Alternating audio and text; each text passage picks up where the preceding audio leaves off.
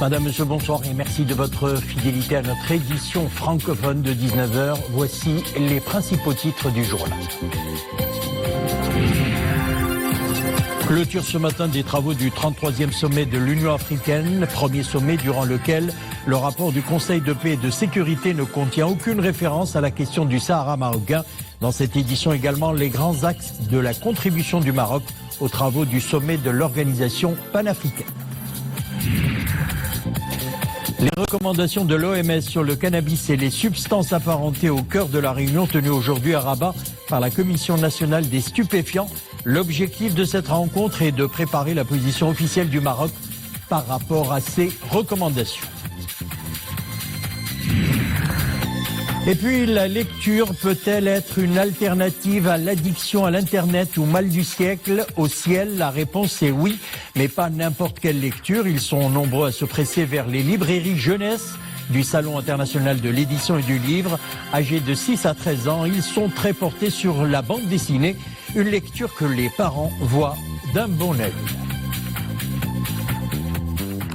Nous le disions en titre, clôture ce matin des travaux du 33e sommet de l'Union africaine, premier sommet durant lequel le rapport du Conseil de paix et de sécurité ne contient aucune référence à la question du Sahara marocain, question exclusivement traitée au niveau des Nations Unies. Mohamed Aïtlchkar.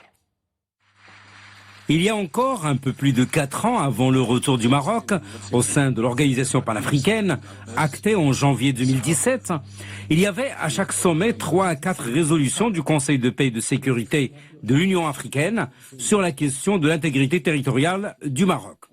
Lors de ce 33e sommet, pour la première fois, le rapport du Conseil de paix et de sécurité ne fait aucune mention à cette question.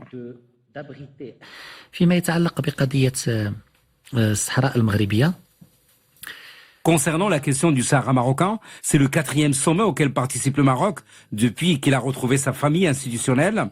Ce 33e sommet de l'Union africaine est le premier lors duquel le rapport du Conseil de paix et de sécurité de l'Union africaine ne contient aucune référence à la question du Sahara marocain. Lors d'une conférence de presse au siège de l'Union africaine à Addis Abeba, Nasser Bourita réaffirme que la décision du sommet de Nouakchott de 2018 demeure la référence de l'Union africaine à ce sujet. Le sommet de Nouakchott de 2018 avait décidé que la question du Sahara marocain soit traitée au niveau des Nations Unies et que l'Union africaine doit apporter son appui et son soutien à ce processus et ne doit aucunement créer un processus parallèle ou une littérature différente de celle des Nations Unies. Les pays membres de l'Union africaine s'intéressent maintenant aux questions de paix, de sécurité et de développement. La question du Sahara marocain dispose de son propre cadre et sa référence au sein de l'ONU. Cette semaine toujours, dans le cadre des travaux de ce 33e sommet d'Addis Abeba, le président de la Commission de l'Union africaine, Moussa Faki Mahamat, a confirmé d'ailleurs l'exclusivité des Nations Unies dans la résolution de la question du Sahara marocain. Dans son intervention à l'ouverture de la 33e conférence des chefs d'État et de gouvernement de l'Union africaine, M. Faki Mahamat a précisé que, conformément à la décision 693 du sommet de Nouakchott, la Troïka de l'Union africaine apportera un soutien efficace au processus mené par les Nations Unies, qui est le cadre volontairement choisi par les partis pour une solution politique durable. Le Maroc a contribué d'une manière efficace au débat du sommet africain. C'est ce qu'a souligné le ministre des Affaires étrangères, de la coopération africaine et des Marocains résidant à l'étranger, Nasser Bourita. La participation marocaine a été guidée conformément aux orientations de Sa Majesté le roi Mohamed VI par l'attachement constant du royaume à l'action africaine commune pour l'émergence d'une Afrique stable et prospère, a ajouté Nasser Bourita. C'était lors d'une conférence de presse tenue au siège de l'Union africaine. Saoudi Khchoun, Nissil Hamdaoui. La participation marocaine au sommet d'Addis Abeba a été fondée sur la contribution constructive dans les débats au sujet des défis du continent et la défense des intérêts stratégiques du royaume.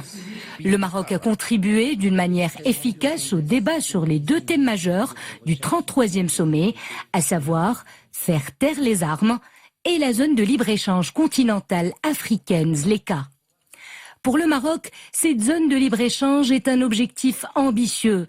Il s'inscrit en droite ligne de la vision de Sa Majesté le Roi pour une Afrique décomplexée et capable de se prendre en charge. Il s'agit aussi d'un enjeu important qui devrait renforcer l'intégration régionale, objectif que le Maroc défend avec force, en particulier depuis son retour au sein de l'Union africaine en 2017. Abordant la situation de la paix et de la sécurité en Afrique, le ministre des Affaires étrangères, de la coopération africaine et des Marocains résidant à l'étranger a relevé que le continent vit au rythme d'une hausse de la menace terroriste. Faire taire les armes demeure un objectif important qui doit être traité avec réalisme. Cela nécessite, ajoute le ministre, une approche holistique qui s'attaque aux racines de la violence, y compris la prolifération des groupes armés séparatistes et terroristes. Le ministre a dans ce contexte souligné l'impératif d'accorder un intérêt particulier à la question des réfugiés dans le traitement des moyens de faire taire les armes. Dans la même veine, le Maroc a proposé lors de ce 33e sommet africain la création d'un think tank africain sur la paix et la sécurité. Think tank qui serait rattaché à l'Union africaine pour élaborer des rapports sur ces questions cruciales. Ce sommet a approuvé la création d'un tel institut africain pour la paix et la sécurité, conformément aux règles et procédures de l'Union africaine. Ce sommet est marqué également par le rapport de Sa Majesté le Roi Mohamed VI, leader de l'Union africaine dans le domaine de la migration. Rapport venu annoncer l'inauguration prochaine de l'Observatoire africain de la migration en tant que nouveau mécanisme de l'Union africaine. Tous les préparatifs logistiques et juridiques ont été achevés pour l'ouverture de cette instance qui jouera un rôle fondamental pour appréhender le phénomène de la migration et proposer des solutions préemptives pour le traitement de cette question. Aujourd'hui, l'Afrique consomme les données sur la migration et il ne produit ni données, ni images, ni récits. L'Afrique ne fait que relayer ce qu'elle lit sur la migration africaine dans les rapports publiés par les moyens d'information non africains. Par ailleurs, le ministre a rappelé que le Maroc, un État responsable, demeure engagé dans le cadre de l'agenda de l'Union africaine. Le Maroc apporte une valeur ajoutée certaine en ce qui concerne l'agenda de l'UA, une valeur ajoutée reconnue par les États membres et par la Commission de l'Union. La crise libyenne s'est naturellement invitée à ce sommet. Dans une décision adoptée à la fin de ses travaux, le sommet appelle au renforcement des efforts, y compris un cessez-le-feu permanent, en vue de trouver un règlement politique et pacifique du conflit en Libye, conformément aux dispositions de l'accord signé par les parties libyennes en 2015 à Skhirat, au Maroc. Le Royaume n'a pas manqué de mettre en garde contre les interventions étrangères qu'il considère comme principal facteur qui complique le problème. La commission spéciale sur le modèle de développement a poursuivi aujourd'hui à Rabat ses séances d'écoute des représentants et des institutions et des forces vives de la nation par une réunion avec la CGEM. Nous vous proposons d'écouter le président de la Confédération générale des entreprises du Maroc, Chekib Lelch.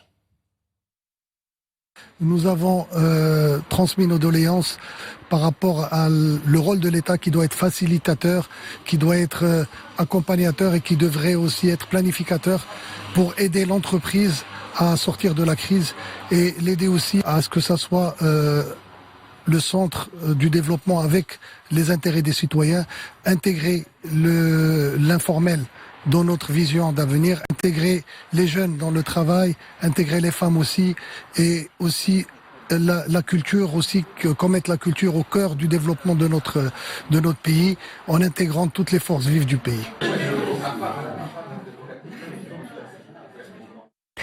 Les recommandations de l'OMS sur le cannabis et les substances apparentées au cœur de la réunion tenue aujourd'hui à Rabat par la Commission nationale des stupéfiants. L'objectif de cette rencontre est de préparer la position officielle du Maroc par rapport à ces recommandations qui seront d'ailleurs votées lors de la 63e session ordinaire de la Commission des stupéfiants des Nations Unies prévue à Vienne du 2 au 6 mars prochain. Mounia Marouche et Abdel Ilah Mouzaï. Utiliser le cannabis à des fins thérapeutiques, notamment pour le traitement de certaines maladies, c'est l'objectif de cette réunion. Médecins, pharmaciens et membres de la Commission nationale des stupéfiants sont tous réunis pour étudier les recommandations du comité d'experts sur les drogues et stupéfiants de l'OMS. Ces recommandations qui visent à reclassifier le cannabis et les produits dérivés du cannabis pour que le Maroc puisse préparer sa position officielle et pour voter lors de la prochaine réunion de la Commission nationale des drogues, la Commission internationale des drogues. C'est la première fois depuis l'adoption de la Convention unique de 1961 sur les stupéfiants que l'Organisation mondiale de la santé appelle son comité d'experts à procéder à un examen critique de la classification des substances de cette plante, appelée le chanvre ou le cannabis. Le Maroc est tenu à ce qu'il présente sa voix au niveau de la prochaine réunion de la Commission des Nations Unies sur les stupéfiants pour présenter sa position par rapport à cette décision. En tant que membre de cette instance onusienne, le Maroc exprimera sa position officielle concernant ces recommandations.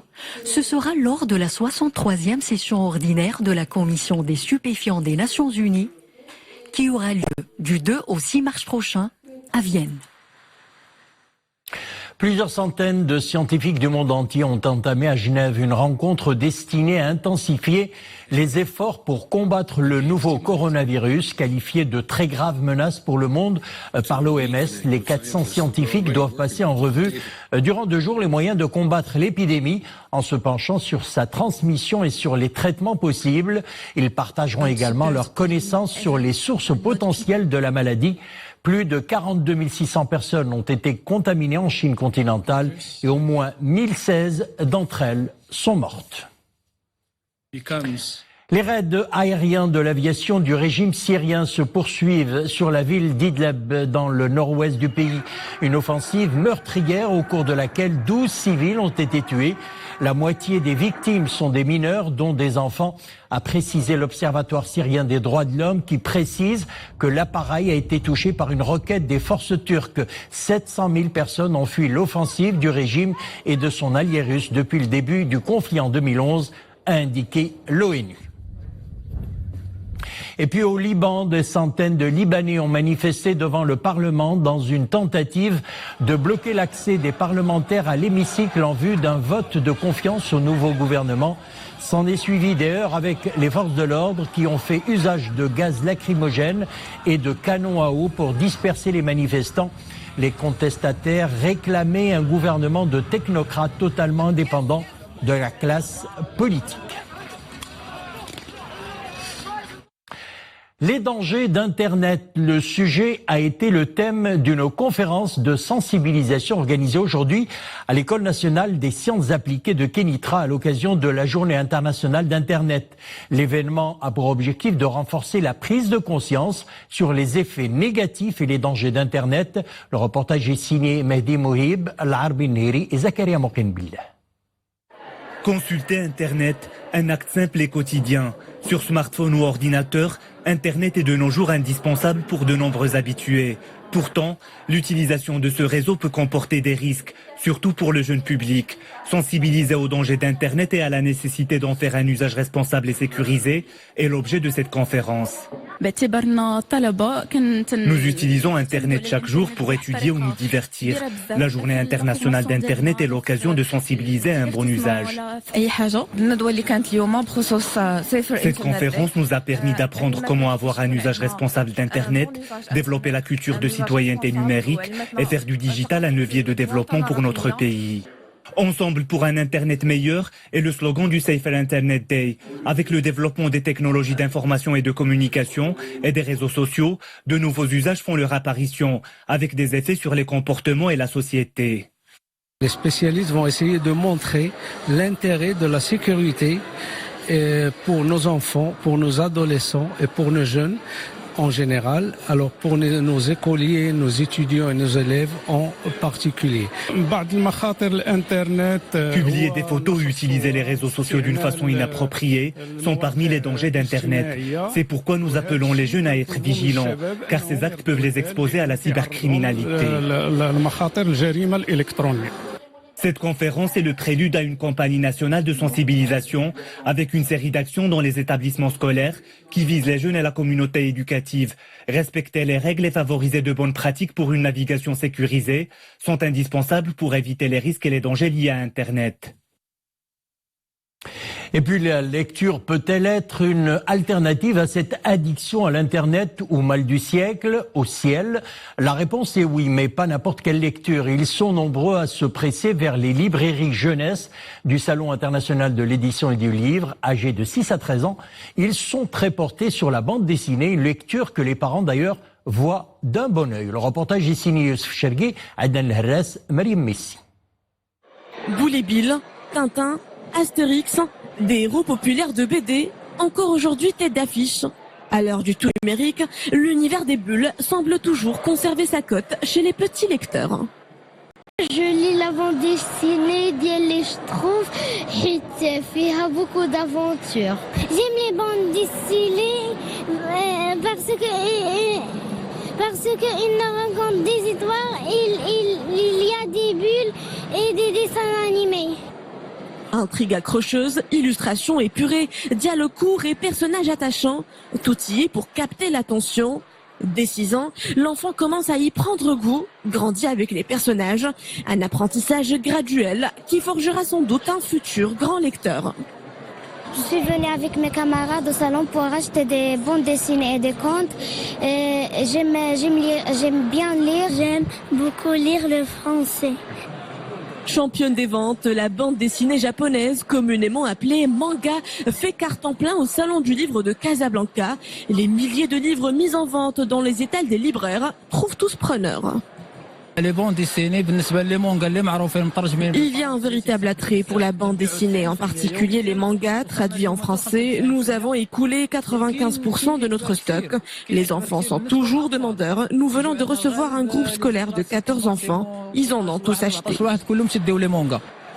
La bande dessinée, une lecture exigeante qui stimule la mémoire et la concentration. Loin d'être un sous-genre, c'est le moyen d'éloigner votre enfant de l'écran et le convertir au livre. Alors, pendant son temps libre, plutôt que de lui prêter votre téléphone, glissez-lui une bande dessinée entre les mains. Et puis, dans le cadre des différentes activités de la 26e édition du Salon international de l'édition et des livres, le Conseil de la communauté marocaine à l'étranger a organisé une table ronde au cours de laquelle a été présenté l'ouvrage La musique juive du Maroc de son auteur Ahmed Aïdoun, un ouvrage de 300 pages où le musicologue réveille une mémoire enfouie, celle de la coexistence harmonieuse entre juifs et musulmans, une communion qui se manifeste à travers des traditions musicales en partage. On retrouve nos envoyés spéciaux au ciel, Youssef Chergui, Adnan Herres et Mariam Messi.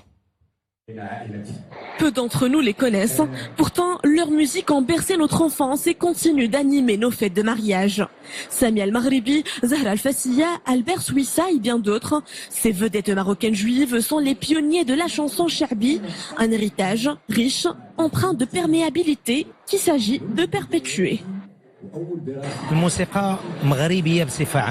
La musique que nous interprétons plonge ses racines dans le Maroc, un patrimoine millénaire qui fait la fierté des Marocains juifs et musulmans.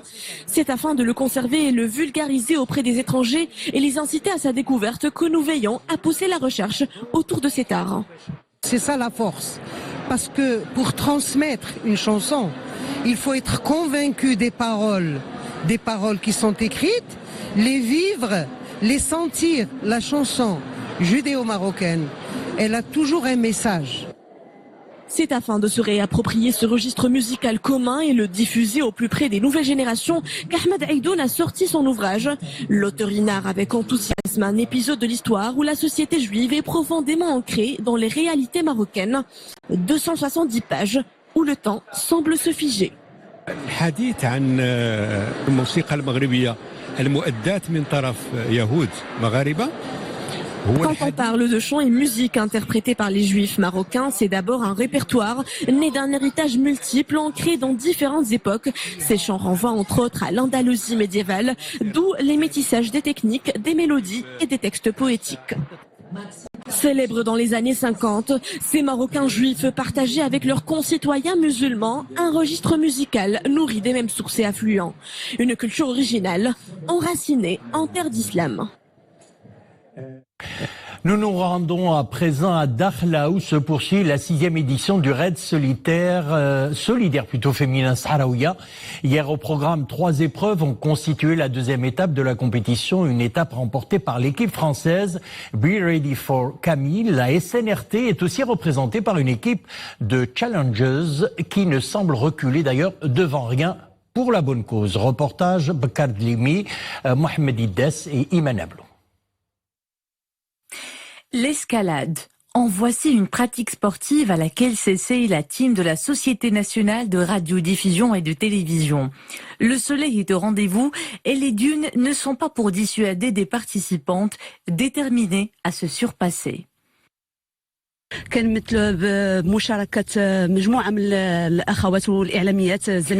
participe à Sahraouia 2020 aux côtés de mes consoeurs de la SNRT, dont certaines font partie du comité de veille de parité.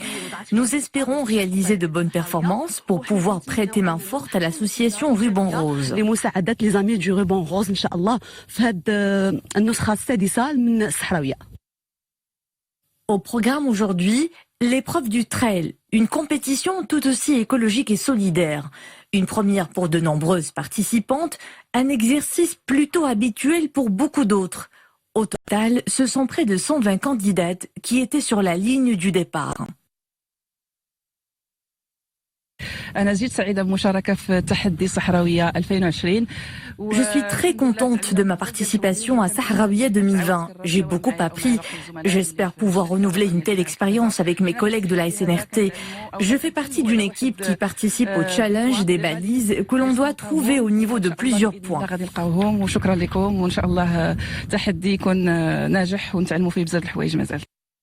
Dans la Perle du Sud, le raid Sahraouia retrouve toutes ses lettres de noblesse. L'aventure est à la fois sportive, humaine et solidaire. Par équipe de 2, les challengeuses tentent de remporter une dotation financière pour l'association qu'elles représentent. L'aventure continue sur un parcours qu'on choisit de faire en vélo, descendre en canoë ou tout simplement à pied. Voilà, bon courage à toutes les participantes et plus particulièrement celles qui représentent la SNRT. C'est la fin de notre édition. Merci de l'avoir suivi. On se retrouve demain 19h.